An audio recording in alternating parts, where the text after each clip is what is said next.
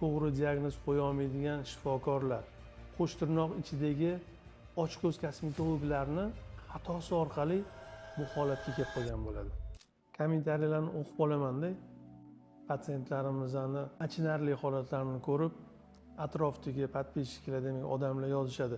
Shu holatga kelishiga nima sabab bo'lgan? Patsientni yaqin qarindoshlari befarq bo'lganmi deb kommentariy qoldirishadi. Aslida sabab nimaligini bilasizmi? To'g'ri diagnoz qo'ya olmaydigan shifokorlar, ya'ni dermatologlar, qo'sh tirnoq ichidagi ochko'z kosmetologlarni xatosi orqali bu holatga kelib qolgan bo'ladi. Bunda patsientda aybi yo'q. Qayerda yaxshi dermatolog bor ekan yoki bo'lmasam qayerda shu muammomni hal qilaman deb oxirgi pulini ko'tarib o'sha doktorlar oldiga yoki kosmetologga, qo'sh tirnoq ichidagi ochko'z kosmetologlarning oldiga boradi.